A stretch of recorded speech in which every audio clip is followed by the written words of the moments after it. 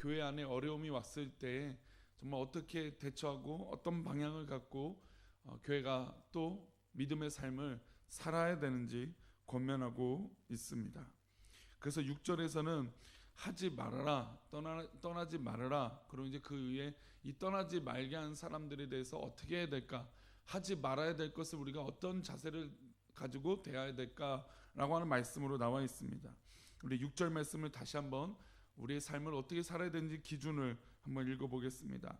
형제들아, 우리 주 예수 그리스도의 이름으로 너희를 명하노니 게으르게 행하고 우리에게서 받은 전통대로 행하지 아니하는 모든 형제에게서 떠나라. 형제들아, 우리 주 예수 그리스도의 이름으로 너희를 명한다. 그러니까 어떤 바울 사도가 개인적으로 내가 이렇게 권면한다, 내가 부탁한다라고 하는 의미보다 좀 더 강조된 것이죠. 어떻게 보면 좀 절대성을 부여했습니다. 어떤 절대성이 부여됐냐면 바로 예수 그리스도 이름으로 명한다라고 했죠. 우리가 이제 이 부분을 우리 성도들이 말할 때 서원한다라고 말할 수도 있죠. 우리가 예수님의 이름으로, 하나님의 이름으로 기도한 것을 하나님께서 꼭 기억하신다라고 하는 것은 우리가 그냥 단순히 우리의 이름으로 내가 하겠습니다라고 하는 의미보다 내가 예수님의 이름으로 하겠습니다라고 하는 이 결단들은 분명히 하나님께서 중요하게 여기신다는 것이죠. 근데 그것뿐만 아니라 우리가 예수 그리스도의 이름으로 명한다라고 했을 때 이 명한다라고 하는 이 명령어가 자신이 명한 것이 아니라 예수님이 명했다라고 하는 이 가치는 분명히 내가 말하는 것보다, 바울 사도가 개인적으로 말하는 것보다, 성도가 성도에게 말하는 것보다 더 중요한 의미가 있는 것일 겁니다. 게다가 우리가 이 예수 그리스도 이름으로 명한다라고 하는 이 가치를 우리가 쉽게 생각해서는 안 될 것 같아요. 이 연장선이 또 우리가 어떻게 생각할 수 있냐면, 예수 그리스도 이름으로 명한다라고 하는 것은 우리가 모든 기도를 마무리할 때 누구의 이름으로 기도합니까? 예수 그리스도의 이름으로 기도합니다. 즉 우리 기도가 어떻게 보면 정말로 가치가 있고 중요한 부분이고 정말 의미가 있는 것은 우리의 기도가 내 이름으로 기도하는 것이 아니라 예수 그리스도 이름으로 기도한다는 것이죠. 그래서 우리의 기도를 쉽게 생각해서는 안 되는 거예요. 우리의 기도는 정말 하나님의 이름으로, 주님의 이름으로 기도하는 것이고 또 주님의 이름으로 명하는 것이기 때문에 우리의 기도는 능력 있는 기도인 줄 믿습니다. 그런 의미로 볼 때 지금 바울 사도가 형제들에게 명한다 그리고 떠나라라고 하는 이 말은 굉장히 진중하고 또 의미 있고 어떤 분 좀 심각하게 이 교회를 진단하고 있는 것입니다. 그 진단의 내용은 첫 번째로 게으르게 행하고 또한 두 번째로 전통대로 행하지 아니하는 자들에서 떠나라라고 권면하고 있습니다. 먼저 게으르게 행하는 형제에게서 떠나라고 하는 것은, 게으르다라고 하는 이 원어의 뜻은 규모 없이 질서 없이 행하는 자, 그러니까 단순히 읽었을 때 아유 게을러 부지런하지 않어 라고 하는 이 말의 표현이 아니라 규모 없고 질서 없이, 그러니까 자신의 마음대로 삼는 사람을 게으른 자라고 얘기하고 있는 것이죠. 그래서 우리는 고민입니다. 우리가 사랑해야 하기 때문에 품어야 하고 이해하고 나눠줘야 되지만, 그런데 무질서하고 규모 없이 살아가는 사람을 어떻게 품을 수 있느냐 이것이죠. 그런데 이것이 정말로 쉬운 일이 아닙니다. 그래서 게으르게 행하는 사람도 이후에 그 사람을 이렇게 또 평가하죠. 전통대로 행하지 않는 자. 전통을 지키지 않는 자는 어제도 말씀드렸지만 전통이라는 것, 이 유전, 즉 말씀이 말씀으로 전해지는 것, 성도들에게 말씀으로 가르침을 이어받는 것을 전통이라고 얘기합니다. 즉 전통을 지키지 않는다는 것은 하나님의 말씀대로 살지 않는다는 것이죠. 즉 게으른 사람이란 하나님의 말씀을 따르지 않고 자기 마음대로 사는 사람이라고 말하고 있는 것입니다. 그래서 교회 안에서는 이 부분을 구별해야 합니다. 하나님 앞에 말씀으로 게으른 사람인지 아니면 연약한 사람인지. 자, 그러면 연약한 사람은 우리가 어떻게 해야 될까요? 우리가 도와야죠. 말씀대로 살려고 하지만 잘 안 되는 거예요. 또 연약함이 있어서 자꾸 넘어지는 거예요. 근데 그런 성도들 우리가 권면하고 또 사랑하고 품어줘야 돼요. 그런데 반면에 하나님의 말씀을 의도적으로 따르지 않고 의도적으로 지키지 않고 그 교회의 질서를 따르지 않는 사람은 어떻게 될까요? 우리는 조심해야 된다는 것이죠. 이것은 단순히 사랑으로 해결할 수 없는 부분이 있다라는 것입니다. 물론 우리는 끝까지 하나님의 말씀으로 사랑해야 돼요. 어제 우리 수요 예배 또 말씀에도 사랑이다라고 하는 이 측면, 믿음은 사랑이고 우리 삶은 사랑이에요. 사랑을 해야 돼요. 그런데 사랑을 하는데 연약한 사람은 사랑하는데 충분히 우리가 그 여력을 발휘할 수 있어요.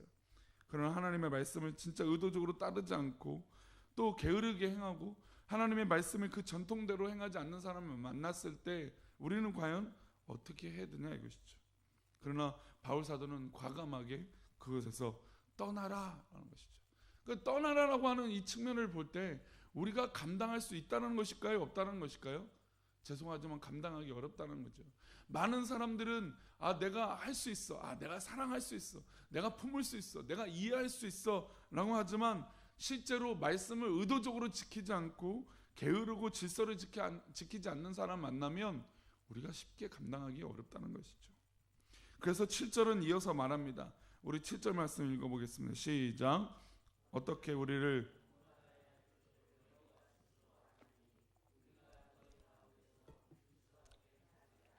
자, 여기서 무질서하게 행하지 아니하는 것은 결국 그 앞에서 어떤 단어랑 이어지는 것입니까? 게으르다고 하는 단어와 이어지는 것이죠.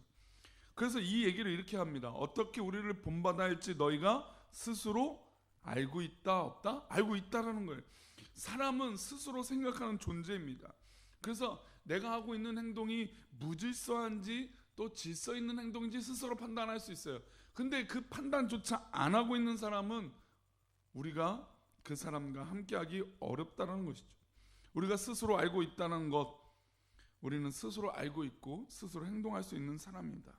어떻게 살아야 할지 알고 있고 어떻게 행동해야 될지 알고 있는 사람이 바로 우리라는 것이죠. 그것이 바로 생각하는 존재요, 하나님의 형상대로 창조된 우리들이라는 것이죠. 우리들이라는 것입니다. 그럼 어떻게 해야 될까요? 알고 있는 대로 행동해야 돼요. 배운 대로 행동해야 되고 알고 계시는 대로 우리 사랑하는 성도님들로 말씀대로 살아야 될 줄 믿습니다. 이것이 게으르지 않는 성도의 삶이라는 것을 말씀하고 있습니다. 그래서 10절에 그렇게 결론을 내고 있어요. 우리가 잘 알고 있는 말씀으로 결론이 납니다. 우리 10절 말씀 읽어보겠습니다. 시작. 우리가 너희와 함께 있을 때에도 너에게 명하기를 누구든지 일하기 싫어하거든 먹지도 말게 하라 하였더니 일하기 싫어하거든 먹지도 말라 하는 것입니다. 그런데 이 말씀을 우리가 잘 알고 좀 잘 살펴봐야 되는데, 먹지도 말랍니까? 먹지도 말게 하라는 것입니까? 먹지도 말게 하라는 것이죠. 그러니까 성도들의 삶, 또 교회 안에서 삶 가운데 이 게으른 사람이 등장했을 때, 또 이 교회의 질서를 무너뜨리는 사람이 등장했을 때 먹지도 말게 하라는 것입니다. 우리가 때로는 자녀를 양육할 때 사랑으로, 우리는 늘 사랑합니다. 그렇죠? 사랑으로 양육하고 사랑으로 키우고 사랑으로 이 자녀가 잘 되기를 바라요. 그런데 정말 결정적일 때 게으르고 결정적일 때 말씀대로 따르지 않고 부모의 뜻에 순종하지 않으면 우리는 때로는 매도될 때가 있다라는 것이죠.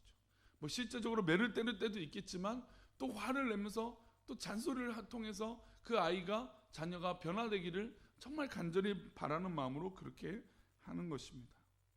마찬가지로 지금은 먹지 말라라고 하는 스스로의 개념보다 먹게 하지 말라, 그 주변의 사람이 게으른 사람이 있고 정말 이렇게 하나님의 말씀대로 순종하지 않는 사람이 있으면 먹지 말도록 해야 된다는 것입니다. 먹지 않으면 어떻게 될까요? 죽죠.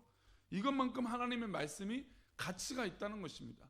먹지 않으면 죽은데 이 먹지 않으면 죽는 일만큼 게으른 것은 중요한 일이라는 것이죠. 그래서 이렇게 또 생각할 수 있어요. 우리가 교회 안에서 이렇게까지 해야 되나? 우리가 사랑하고 이해해야 되고 품어야 되는데, 손을 내밀어야 되는데 이렇게 할 수 있나? 그런데 가만히 생각해 보면 하나님 말씀을 지키고 하나님 말씀대로 살고 하나님 말씀대로 살고자 하는 우리의 모습이 정말 생명 같은 일이라는 것이죠. 하나님 말씀대로 살지 못하게 하는 것은 우리가 때로는 죽는 것과 똑같은 것입니다. 생명인데 생명으로 살지 않는 사람이 보이면 우리는 적극적으로 먹지 못하도록 해야 된다는 것입니다. 그러니까 즉 잘못 먹지 못하도록 막아야 된다는 것이죠. 하나님의 말씀을 자신의 취향대로 먹지 못하게 막아야 됩니다. 즉 편식하거나 잘못 먹으면 분명히 탈이 날 수 있다는 것이죠. 그러나 말씀은 하나님 말씀대로 의도대로 먹어야 될 줄 믿습니다. 아니, 하나님은 하나님 말씀 그 자체로 받아들여야 될 줄 믿습니다. 연약해서 잘 먹지 못하는 성도는 우리가 잘 만들어서 잘 소화가 될 수 있도록 음식을 간을 조절하든지, 또 음식을 뭐 굵기를 조절해 두든지, 아니면 반찬의 종류들을 조절해서 잘 먹도록 해줘야 됩니다. 그러나 자기 마음대로 먹고 하나님 뜻이 아닌 자신의 마음대로 살고 있는 사람은 적극적으로 권면해야 됩니다. 교회 밖에서도 그렇지만 교회 안에서도 그럴 수 있는 중요한 문제라는 것이죠. 이렇게 해야 교회가 건강해집니다. 그래서 사실은 교회는 사랑도 중요하고, 이 뭐 사랑은 뭐 더 이상 말할 것도 없습니다. 당연하죠. 그런데 때로는 치리도 중요해요. 교회 안에 사실은 건강할 땐 치리가 바로 서야 돼요.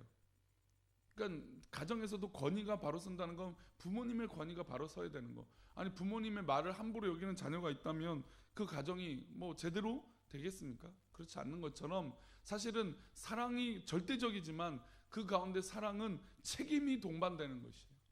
그러니까 책임이라는 건 치리가 세워져야 된다는 거죠. 근데 한국 교회는 사실 이 사랑이라고 하는 이 좀 뭉뚱거리라고 하는 이 의미로 사실 치리가 바로 서지 못하고 있다는 것이죠.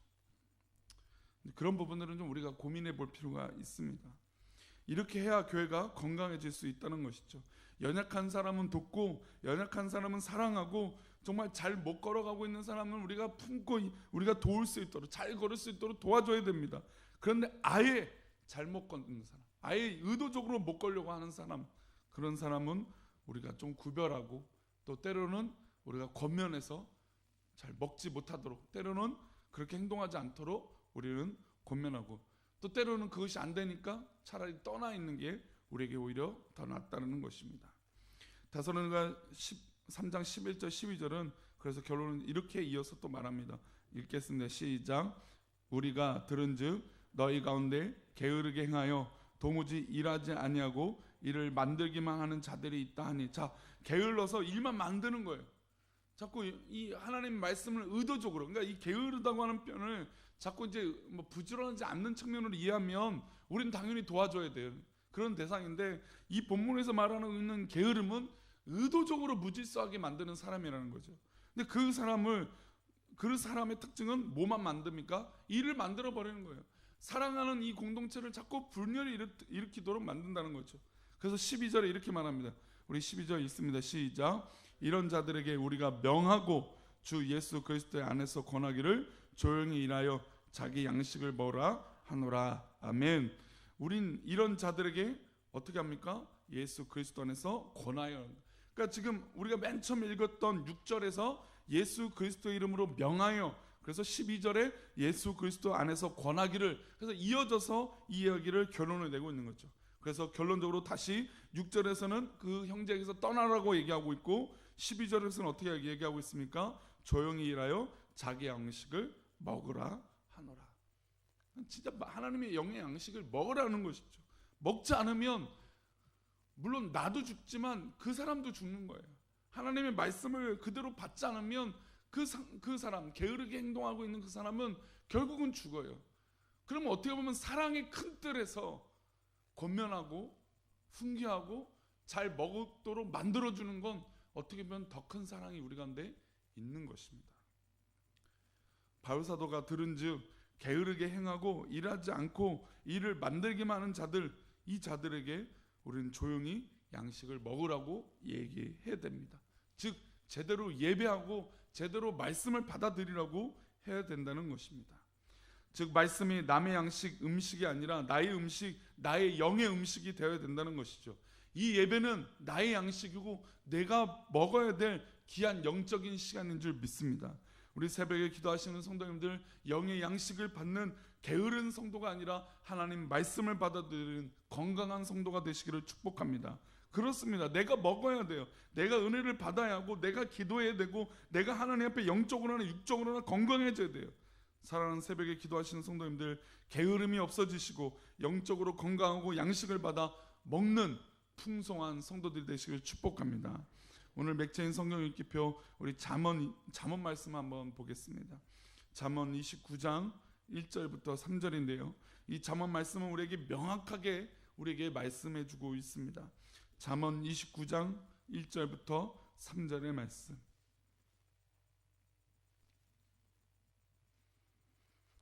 1절에서부터 3절의 말씀. 우리 1절 말씀. 잠언 29장 1절부터 3절입니다. 1절 있습니다. 시작. 자주 책망을 받으면서도 목이 곧은 사람은 갑자기 패망을 당하고 피하지 못하리라. 잘 보십시오. 목이 곧은 사람이 어떤 사람입니까? 자신의 마음대로 게으른 사람인 거죠. 무질서게 행하는 사람이에요. 결국 그 사람은 망하고 패함을 당하게 된다는 것입니다. 피하지 못한다는 것이죠. 2절입니다. 있습니다. 시작. 의인이 많아지면 백성이 즐거워하고 악인이 권세를 잡으면 백성이 단식하느니라. 그래서 교회는 건강해져야 돼요. 교회는 진짜 더 사랑해야 돼요. 교회는 진짜 정말 잘 먹지 못하는 사람을 먹도록 권면해야 돼요. 먹어야 된다. 단호해야 돼요. 이것이 그냥 문제를 없애려고 하는 의도가 아니라 진짜 사랑하기 때문에 그에게 권면하는 것이죠. 우리 3절입니다. 있습니다. 시작. 지혜를 사모하는 자는 아비를 즐겁게 하여도 창기와 사귀는 자는 재물을 잃느니라. 모든 것을 잃는 것이죠. 자기 모든 것들을 자기 마음대로 사는 사람은 결국 잘 되는 것 같지만 결국 망하는 길입니다. 우리 사랑하는 성도님들, 의인이 되시기를 축복합니다. 지혜가 있는 우리 귀한 성도님 되시기를 축복합니다. 아니, 어떻게 보면 우리는 시작했어요. 이 새벽에 기도하는 것 자체가 예수 그리스도 이름으로 사는 하루의 시작이기 때문에 우리는 이미 지혜를 얻기 시작한 하루인 줄 믿습니다. 그러니 오늘 하루를 마감하는 저녁에 주무시기 직전에도 하나님의 뜻대로 살아가는 의의 기쁨이, 지혜의 기쁨이 우리 사랑하는 성도들 가운데 가득하셔서 우리 사랑하는 성도들의 삶이 풍요로워지시고 풍성해지고 게으름이 사라지고 하나님 말씀대로 받아 순종하시는 귀한 하루가 되시기를 간절히 축복합니다. 기도하겠습니다. 하나님,